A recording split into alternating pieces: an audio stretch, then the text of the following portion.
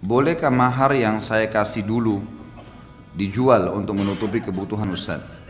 Kalau istri yang menjualnya boleh, hak dia itu. Tapi kalau yang bertanya ini laki-laki nggak boleh, antum tidak punya hak untuk itu. Mahar sudah mutlak haknya istri. Dan dia akan menjadi hak istri 100% setelah akad nikah dan disentuh, berhubungan biologis. Hak mutlak, tidak ada lagi mahar bagi kita. Mahar itu hanya boleh ditarik kembali kalau sudah akad nikah tapi ternyata terbukti perempuan ini menipu. Misal tadinya dia berkata A ternyata B, terbukti. Ada informasi tentang A ternyata B. Atau keadaan-keadaan apalah yang membuat dia akhirnya menceraikan istrinya sebelum disentuh.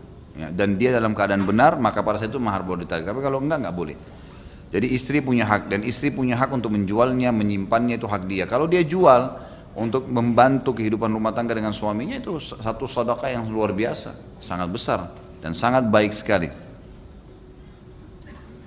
Terus ini ada pertanyaan di luar tema ya, tapi karena satu pertanyaan maka saya jawab ya. Jika sholat seorang wanita terlihat telapak tangannya, apakah sah sholatnya Ustaz? Yang saya tahu sah. Kan wajah sama telapak tangan boleh terlihat.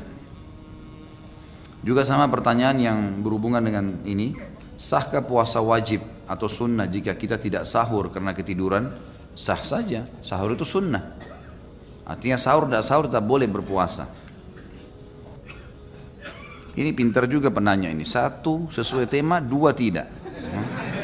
Bagaimana Pak Yo, baca nggak? Oke, saya turun.